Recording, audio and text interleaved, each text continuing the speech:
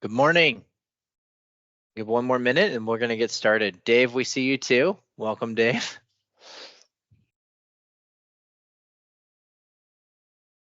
Where is everybody tuning in from today? So if you could post your location in the chat, that would be awesome. I'm currently based out of our Branson office. Scott, you're out of Nixa. That's awesome. Springfield, awesome. Thanks, Tristan. So I just want to say thank you for being here. We'll wait for any others that might join in, and then we'll get started.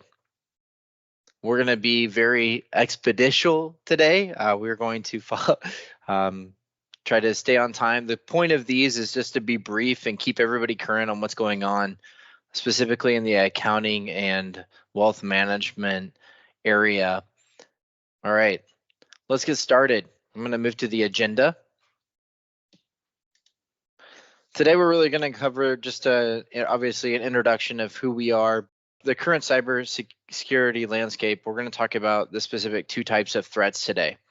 And I think it's important that as we continue with these cyber briefings, we're fully aware of the types of threats that face every single one of our businesses, specifically external and internal. So we'll dive a little deeper into that in a second, and then we're going to go over 3 specific stories, things I want to bring up in attention to today to talk about. And then my plan would be to talk about some cybersecurity best practice, kind of the big idea I would like you to take away from today, and then closing statements about how we're going to continue doing these weekly.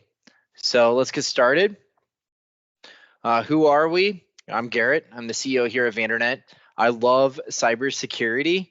It's a passion. I think the thing that I love about it the most is that things change. Like every day things are changing, which makes these more relevant, and why doing this weekly is super important, because things are changing daily. Unfortunately, we don't have time to update you daily on those, and neither do you have time to probably tune in on those things. But we are, as things change, I think a weekly update is important.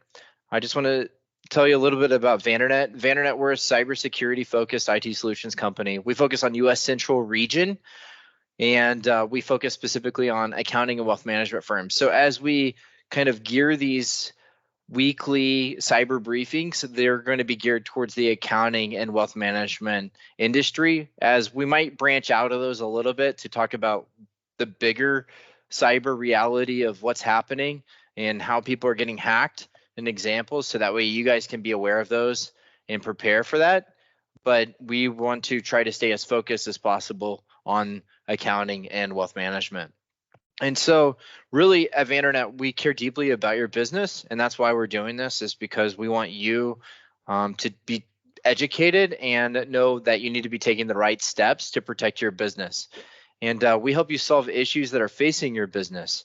We're constantly evaluating how we can better secure businesses today. And part of that, being able to learn how to secure businesses today, means we have to be aware of what's actually happening. And so we continue, the goal is that we would align with our customers and then see where their businesses are headed and how we can secure them along the way, so they can continue to be in business tomorrow. All right, so next is we're going to talk about the current threat landscape and the cyber reality. And the reason why that's important is you need to understand that there's 2 threats to your business. We have internal threats and external threats. And those 2 types of threats both emerge and come into your business. So we're going to look and see what those look like today. Specifically, internal threats. Internal threats are unintentional data loss, which means simply somebody accidentally deleted something that they shouldn't have. That would be an inside threat. Not having the proper things in place like backups and stuff like that to be able to restore if that were to happen. Negligent handling of sensitive information. A great example of this would be somebody puts something on a flash drive, they put it in their backpack, it falls out of their backpack and falls into the wrong hands. That would be a good example of that. Weak password management. We are finding out that you have to have like 24 characters in your passwords to be secure. And insider threats specifically, so the internal threats and insider threats are employees walking out and taking information with them intentionally or unintentionally.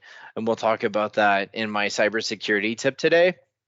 It specifically focuses on employee-owned devices and how those can pose risk to your business that you have to manage, and unsecured devices, BYOD risks. So insider threats specifically focusing on somebody taking your client information and out of your network and using it somewhere else, whether that be a competitor or for them to start up their own business.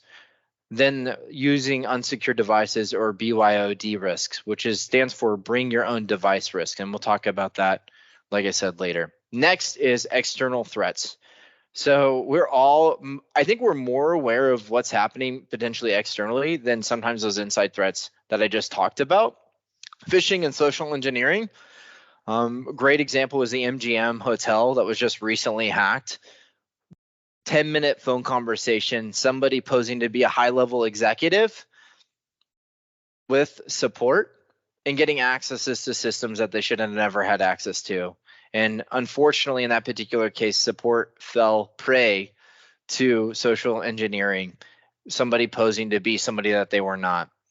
Malware attacks. We've seen malware attacks. Malware attacks come in all forms and fashions. They come via email. You might have a PDF document that came in and you double click on it and you think it's opening a PDF in your email through phishing, and it's installing actually malware on your computer that then you get other consequences like data being uploaded out of your network and other viruses or additional malware that spreads throughout, like would see a ransomware attack. A ransomware attack usually starts with malware and it gets installed and then it just goes crazy all over your systems.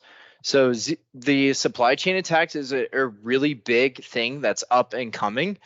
We're seeing supply chain attacks where you have vendors that you work with on a daily basis. Either they get compromised and then they start communicating and talking to you about unpaid invoices that need to be paid, or all kinds of communication that could look legit because it's coming from them, but they were the ones that got compromised. I was talking to an accounting firm recently. We were doing a cybersecurity risk assessment on them.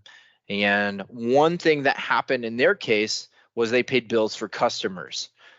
And the vendor had emailed them the invoices for the customer. And one of the requests was to change the routing information and routing number on the invoice. It's pretty common. And so it's something that we have to be really careful. Come to find out, it actually wasn't the vendor requesting to change the routing information for payment. It was actually a hacker that had compromised the vendor's email account. And this is a great example of supply chain attacks, specifically for accounting firms that are paying bills for customers, which is pretty common. You guys pay bills for customers. They outsource that for you, and that's something that you guys do. And so it's extremely important that you have a verification process when you receive a account change request from a vendor of a customer or even your vendors that they want to pay differently or change the terms, that you pick up the physical phone and call them and talk to them to make sure that it is legitimately them, because it could be an business email compromise through a phishing attack that then resulted in a supply chain attack, which could infect your organization if they sent you a malicious PDF. So be on the lookout for that because it's extremely important. Unsecured devices and BYOD external.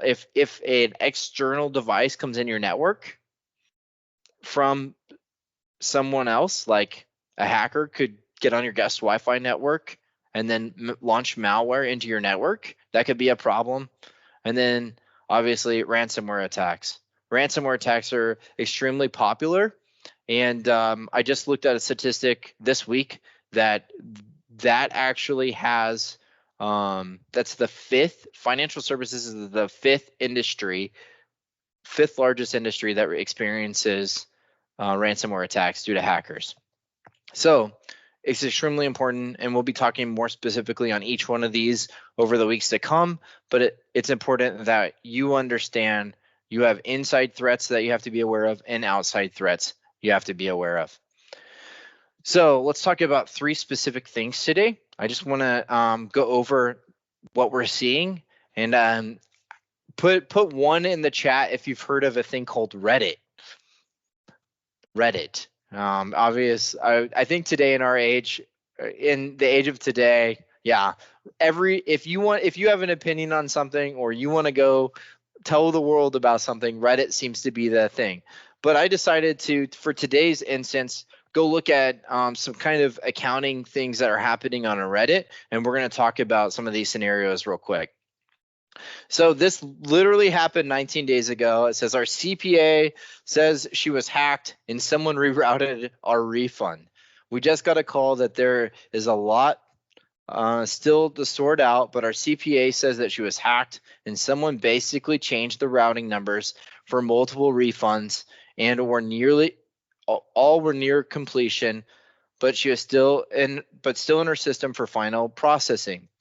So this usually happens in 2 ways. A, your electronic tax software, somebody gets into your accounting firm and gets logged into your tax software and is able to change the routing information inside that you would normally use to give your customers their refund.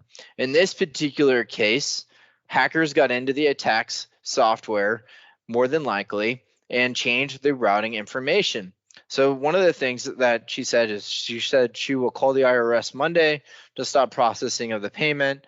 And people go on to say, like, how would you handle this situation or deal with it? And one of the things is reporting, getting on the phone with the IRS and let them know that you've had identity theft and fraud, and that you need to let them know so they can stop the digital payment as soon as possible. Fortunately, a lot of us know that the IRS doesn't act immediately. So if it's caught early enough, hopefully it would be able to be mitigated.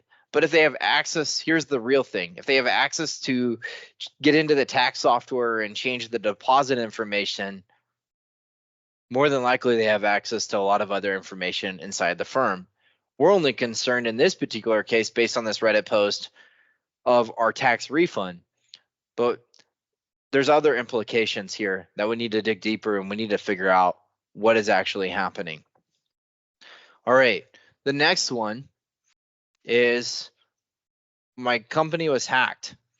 I'm the controller of a private company and our network was hacked last week. They breached our network and gained access to all of our stored files and emails. Not a good situation here.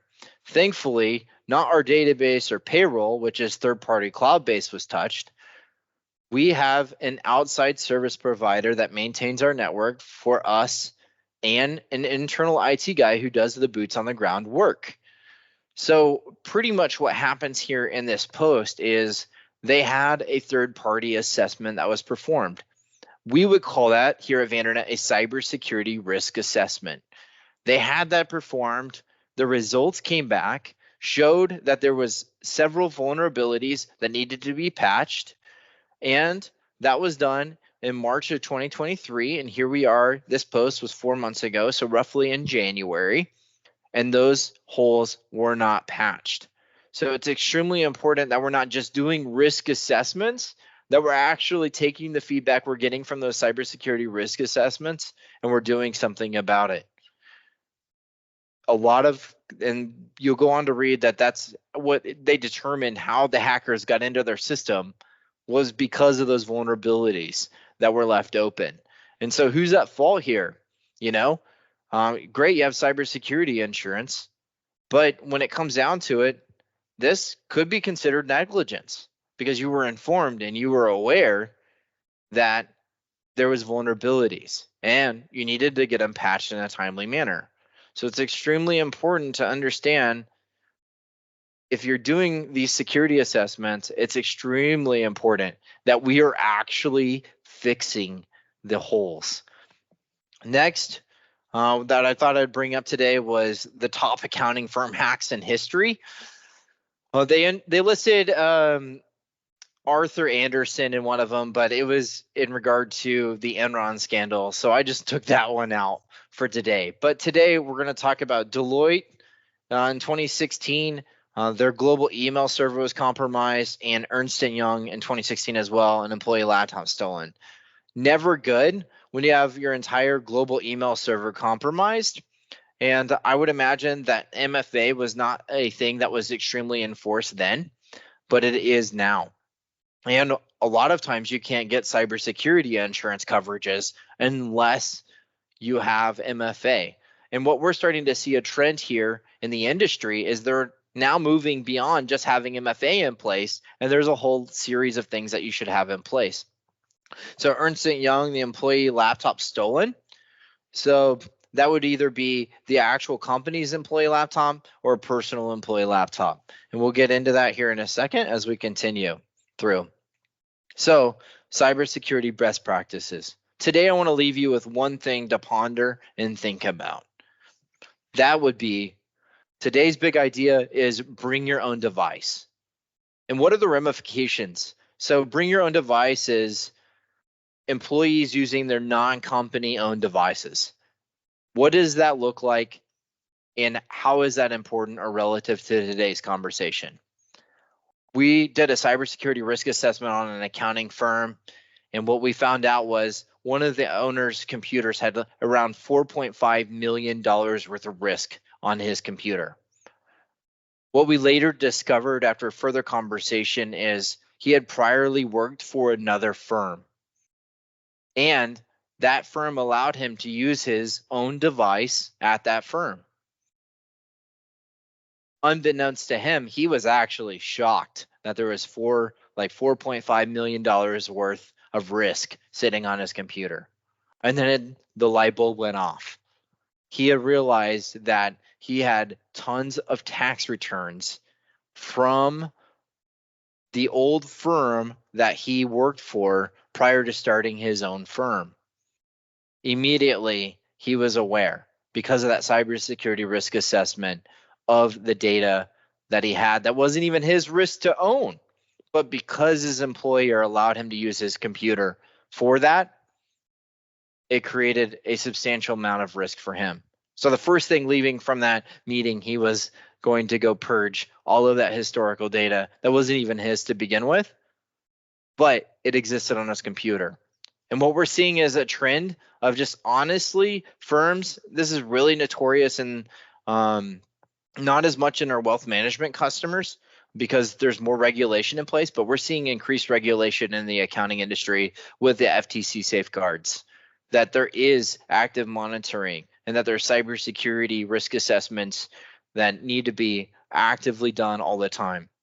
And so my question for you today, what I leave for you today is, what work should be allowed to be done on non-company owned devices?